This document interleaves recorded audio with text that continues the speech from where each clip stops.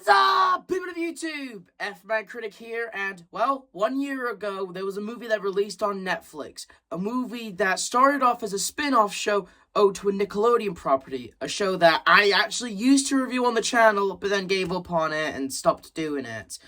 But just because the show now has a movie doesn't mean I can't review the movie. And that movie is the Casagrandes movie.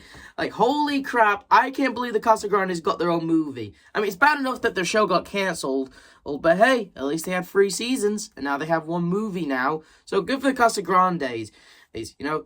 Starring Ronnie Ann, someone who started off as a character on The Loud House, someone who may or may not have been in Lincoln's girlfriend, but then fans started liking her, and then Nickelodeon decided to give her own show with her own family, basically being a Loud House clone, but a good Loud House clone to say the least, better than the live action Loud House show. Let's say that, And I'm just saying, I'm glad that the Casagrandes has its own movie. Just because I stopped reviewing the show doesn't mean I'm not reviewing the movie.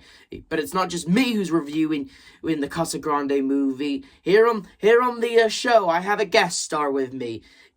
You might know her as the voice actress who's playing Nier on my Ninjago show. Oh, but I know her as Mixeltime Mixeltime with Emil. But for this review, we're calling her the Casagrande chick.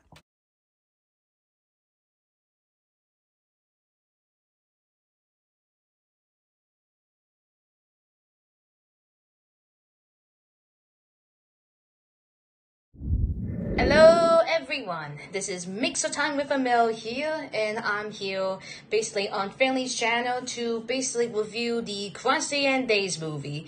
In case you haven't known that I made a video review on this about like a few months ago, so I guess I'm here to show you about my likes, dislikes, and what I can improve for the movie. Basically, what I like is like the main plot storyline with Ronnie Ann and her mom, and about her summer 15. I can't quite remember the movie since I've never seen it. Since I seen it only once when it came out, and I didn't saw it like more often times. But I think it was doing around her birthday, and that she wanted to go to this new skate park, but ends up going to Puerto Rico for her vacation because her mother wanted to go there. But I think I like the A plot. I also like the supportive antagonist who was the goddess of the moon apparently just disguises as a human and just win over Ronnie Ann's trust so she can make herself full god, but only find out that the big guy that was mentioned from the beginning of the film 500 years ago, something like that, ends up becoming the main villain. And basically the conflict of the film and the writing. I like the writing. It was much improved better than what we end up getting for the Loud House. I guess I can easily say about that's all my likes. It's good to have you on here, Emil. Also, let's review the movie, shall we? The movie apparently, it's more likely about what happened 800 years ago, about this demigod named Pungwari, I believe her name is, Pungwari? Yeah, I think that's her name. She wants to become a full god, but her parents won't allow it. So she goes behind their back, and hey, we get a few reference to SpongeBob and Rocco. Oh, and anyway, she steals the mask of a million faces, and, her parents had no choice but to turn her into a mountain.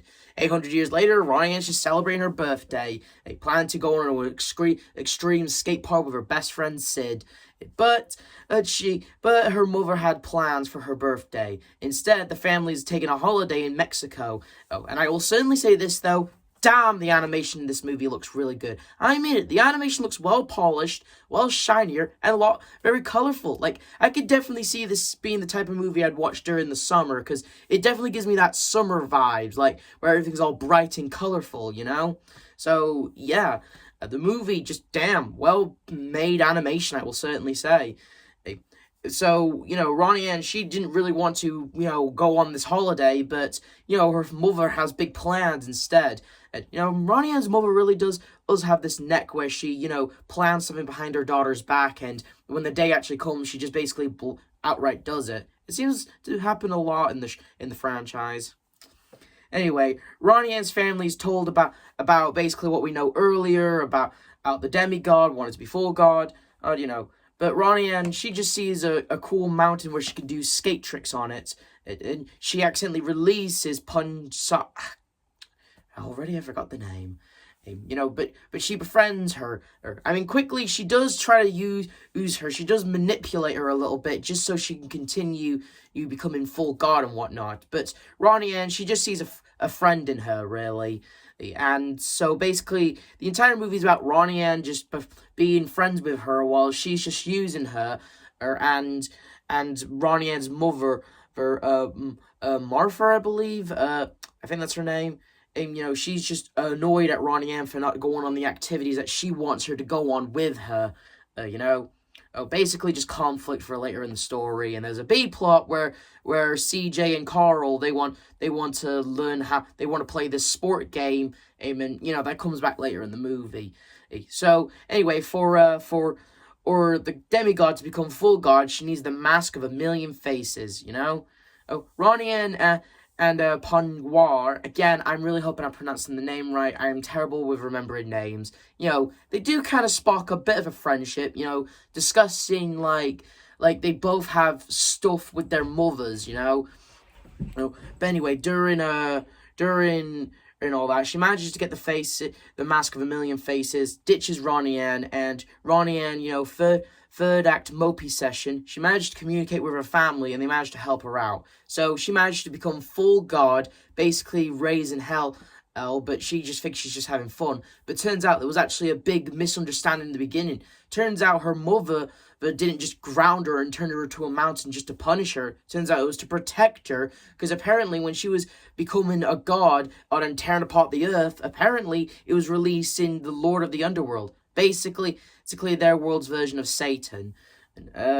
So basically, if she continues, he's just going to come up and raise some real hell. So the Casagrandes immediately have to stop her. So, Ronnie Anne tries to appeal to her, but when she realizes what her parents were trying to do, she cries, and, well, they do have to deal with the big bad of the movie now,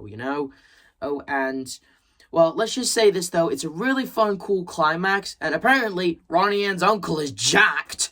And so basically the Casagrandes, they just use their character and stuff earlier from the movie to defeat the big bad goons. Her parents show up, they make up, and they manage to restore the entire island. And, that's the end of the movie, Ronnie Anne goes through this character arc where she appreciates her mother better, the character who we thought was the villain, but really, she's just like a demigod version of Ronnie Anne. She manages to make up with her parents. And it's an alright movie, to say the least. There's this running joke in the movie where Bobby has a cutout picture of his father with him, because his father can make it into the movie. So Bobby's just pretending that his dad's actually there in this picture of him on a stick, which I won't lie, is kind of funny. Is there any hate that I have with the movie? Well, a tad, but they're just minor. Like, for example, I didn't like how Ronnie Anne's mother kept getting on Ronnie Anne's ass because she wanted to go do her own thing, it's her birthday, at least let her do what she wants to do, at least. Hell, early in the movie, when Ronnie Anne wanted to get this necklace, she's all like, don't waste your money on this stuff. And, they have, a bit of a conflict on that. And I'm like, lady, you brought your daughter here just to make joyful memories and stuff. So get her let her get that necklace using her own money, by the way, not your money. That just gives her memories, really. And if she wants to get it, let her get it. She's using her own money. What's the big whoop? I do think their whole conflict is a tad forced, but that's just me, really. What do you think, Emil? And also, what can I improve for the movie? Basically, only have a few things. Remove the B subplot. Have better pacing and writing. Then I know I say I like them, but I think it might be better if they got more time with better pacing, with much more better writing. Keep the A plot. Have a struggle let her have a struggle between Marty and her mom, like throughout the film, to the point and have a fallout, and then like the final battle, and then like somewhere doing or before or during the final battle, maybe I don't know if I'm playing. I don't know, like have her be like a support antagonist for a bit longer until she properly deserves for redemption before we end up getting the big guy himself. And then ends up, Catcher have this big reveal, had this big guy, I still don't remember what his name was, Catcher Wardian's family, and both of them, and two of them actually team up to save Marty Ann's family, and also her family, who happens to be in these jewels, and then have them actually become friends at the end, despite, Marty Ann being used from the beginning. So, I guess that's all I can improve about the movie.